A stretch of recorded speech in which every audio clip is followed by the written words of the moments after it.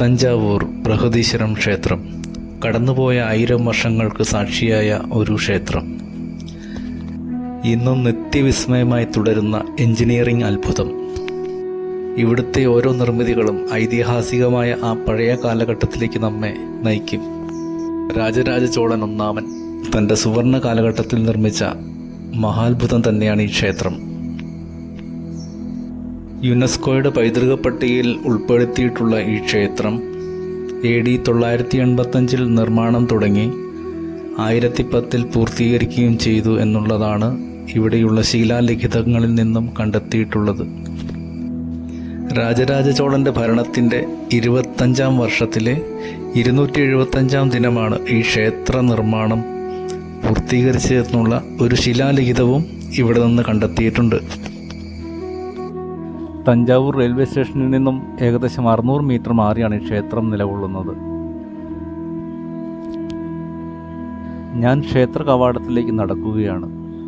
ഇവിടെ നിന്ന് നോക്കുമ്പോൾ ചെറുതും വലുതുമായ 3 ഗോപുരവാതിലുകൾ കാണാം. ഏറ്റവും മുന്നിലായി കിടങ്ങുകളും നിർമ്മിച്ചിട്ടുണ്ട്.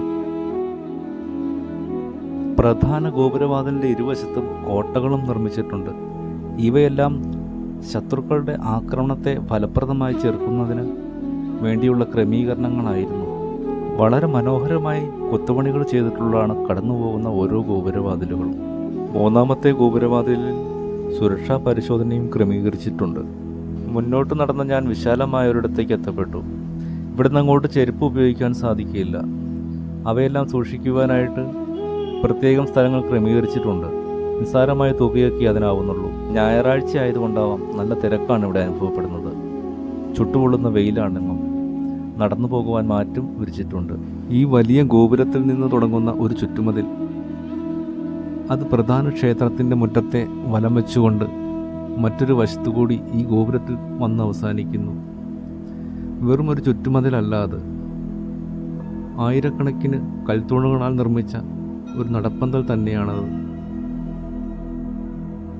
മുറ്റത്ത് ധാരാളം മണ്ഡപങ്ങൾ കാണുന്നുണ്ട്. ഉത്സവകാലങ്ങളിൽ കച്ചേരികൾ അരങ്ങേറുന്ന ഇടങ്ങളാണവ. ആ കാണുന്ന കൽപ്പന്തലാണ് നന്ദി മണ്ഡപം. ബൃഹദേശ്വരനെ തൊഴുന്നതിന് മുമ്പ് നന്ദിയെ ഒന്ന് വണങ്ങണമെന്നുണ്ട്. ആ വലിയ ഗോപുരത്തിൻ്റെ ചുവട്ടിലാണ് ശ്രീകോവിൽ. ഏകദേശം 1.5 ആൾ പൊക്കത്തിലുള്ള ശിവലിംഗമാണ് ഇവിടുത്തെ പ്രതിഷ്ഠ. രാജരാജ ചോളൻ മഹാദേവന്റെ ഒരു വലിയ ഭക്തനായിരുന്നു. രാജരാജ ചോളന്റെ ഭരണകാലത്ത് ദക്ഷിണേന്ത്യയുടെ സാംസ്കാരിക കേന്ദ്രമായിരുന്നു തഞ്ചാവൂർ. 400ഓളം നർത്തകർ, 50-ൽ പരം സംഗീത വിദ്വാൻമാർ, 100ഓളം വാദ്യകലാകാരന്മാർ, ഇവരുടെയെല്ലാം വിശ്രമ കേന്ദ്രങ്ങളായിരുന്നു ഈ നടപ്പന്തലുകൾ. കൂടാതെ ക്ഷേത്ര സന്ദർശനത്തിന് എത്തുന്നവരും ഇവിടെയാണ് വിശ്രമിച്ചിരുന്നത്.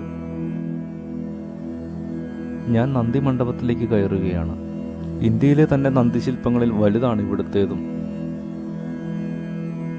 ഒറ്റക്കല്ലിൽ തീർത്ത ഒരു വലിയ നന്ദിശില്പമാണ് ഇവിടുത്തേത്. 25 ടണ്ണോളം തൂക്കം വരുമെന്നാണ് കണക്കാക്കപ്പെട്ടിട്ടുള്ളത്. 13 അടി ഉയരവും 20 അടിയോളം നീളവും ഇതിനുണ്ട്. കരിങ്കല്ല് പാകിയ മച്ചിൽ ചുവർചിത്രങ്ങളും രേഖപ്പെടുത്തിയിട്ടുണ്ട്. അതിനു മുന്നിൽ ചെമ്പ് പൊതിഞ്ഞ കൊടിമരവും ബൃഹദേശ്വരന്റെ ശ്രീകോവിലും കാണാം. വലതുവശത്ത് താഴെയായി കാണുന്നതാണ് ബൃഹന്നായികയുടെ ശ്രീകോവിൽ.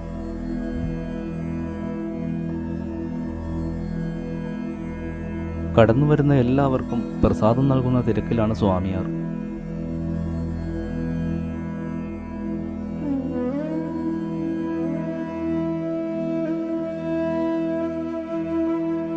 ശ്രീപാർവതി തന്നെയാണ് ഇവിടെ ബൃഹന്നായികയായി അറിയപ്പെടുന്നത്. പെരിയമ്മൻ കോവിലെന്നും ഇതറിയപ്പെടുന്നു. ഞാൻ ശ്രീകോവിൽ ലക്ഷ്യമാക്കി നടക്കുകയാണ്. അവിടെ ക്യാമറ അനുവദിക്കുന്നതല്ല. ഈ ശ്രീകോവിലിൻ്റെ നിഴൽ ഒരിക്കലും ഇതിൻ്റെ ചുവട്ടിൽ വീഴുകയില്ല എന്നുള്ളത് ഇവിടുത്തെ മാത്രം പ്രത്യേകതയാണ്. ഈ ശ്രീകോവിലിൻ്റെ മേൽക്കൂരയ്ക്ക് 66 മീറ്ററോളം ഉയരമുണ്ട്. അതിനു മുകളിൽ ഒരു വലിയ താഴികക്കുടം നമുക്ക് കാണാം. ഏകദേശം 80 ടണ്ണോളമാണ് അതിൻ്റെ ഭാരം. ഇവയെല്ലാം നൂതന സാങ്കേതികവിദ്യ ഉപയോഗിച്ച് അളന്നു തിട്ടപ്പെടുത്തിയിട്ടുള്ളതാണ്.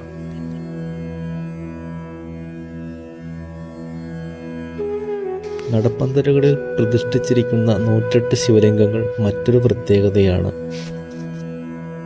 25 ആനകളുടെ ഭാരമുള്ള ആ താഴികക്കുടം എങ്ങനെ ഈ ഗോപുരങ്ങളിൽ കയറ്റിയെന്നൊന്ന് ആലോചിച്ച് നോക്കൂ. ആ വലിയ ഗോപുരത്തിൻ്റെ മുകളിൽ നിന്നും ഏകദേശം 4 കിലോമീറ്റർ അകലേക്ക് മണ്ണുകൊണ്ട് ഒരു ചെരുവുതലം നിർമ്മിച്ചു. അതിനുശേഷം ആനകളെ കൊണ്ട് മുകളിലേക്ക് വലിച്ചു കയറ്റി. അങ്ങനെയാണ് ഇവിടെയുള്ള ശിലാലേഖകളിൽ നിന്നും മറ്റും കണ്ടെത്തിയിട്ടുള്ളത്. പിന്നീട് ആ മണ്ണാകെ അവിടെ നിന്നും മാറ്റുകയും ചെയ്തു. നമുക്കൊക്കെ സങ്കല്പിക്കാവുന്നതിനപ്പുറമാണ് ഇവിടുത്തെ കാഴ്ചകൾ. എന്തു തന്നെ ആയിരുന്നാലും ഇന്നത്തെ യന്ത്രവൽകൃത ലോകത്ത് നിന്ന് ഇതൊക്കെ ചിന്തിക്കുമ്പോൾ നമ്മളൊക്കെ എത്ര നിസ്സാരന്മാരാണെന്ന് ഓർത്തു പോവുകയാണ്. രാജരാജ ചോളൻ തെക്കേ ഇന്ത്യക്ക് പുറമെ ശ്രീലങ്കയിലും ഭരണം നടത്തിയിരുന്ന ഒരു കാലഘട്ടമായിരുന്നു അത്. ലങ്കയിലെ കിരീടധാരണത്തിന് ശേഷം തൻ്റെ സ്വപ്നത്തിൽ ലഭിച്ച കൽപ്പനയെന്നോണമാണ് അദ്ദേഹം ബൃഹദേശ്വരം ക്ഷേത്രം നിർമ്മിക്കുവാൻ പുറപ്പെട്ടത്. ചോള രാജവംശത്തിന് ശേഷം പാണ്ഡ്യരും പിന്നീട് മറാത്ത ഭരണത്തിനും ഈ ക്ഷേത്രം സാക്ഷ്യം വഹിക്കുകയുണ്ടായി. മറാത്ത രാജാവാണ് ഈ ക്ഷേത്രത്തിന് ബൃഹദേശ്വരം ക്ഷേത്രമെന്ന് നാമകരണം ചെയ്തത്. 1000 വർഷങ്ങൾക്കിപ്പുറവും ഭൂമികുലുക്കവും കാലാവസ്ഥാ വ്യതിയാനങ്ങളും മറ്റും അതിജീവിച്ച് ഇന്നും ഈ ക്ഷേത്രം പ്രൗഢഗംഭീരമായി നിലകൊള്ളുന്നത് വലിയ ഒരു അത്ഭുതം തന്നെയാണ്. അങ്ങനെ പ്രദക്ഷിണം പൂർത്തിയാക്കി ഞാൻ ക്ഷേത്രത്തിന് പുറത്തു കടന്നു. ഭരണത്തിലിരിക്കുന്നവർ ഈ ക്ഷേത്രം സന്ദർശിച്ചു കഴിഞ്ഞാൽ പിന്നീട് അവർക്ക് സ്ഥാനഭ്രംശം സംഭവിക്കുകയോ അല്ലെങ്കിൽ മരണപ്പെടുകയോ ചെയ്യാമെന്ന് ഉള്ള ഒരു വിശ്വാസം ഈ ക്ഷേത്രത്തെ ചുറ്റിപ്പറ്റി ഉണ്ടായിട്ടുണ്ട്.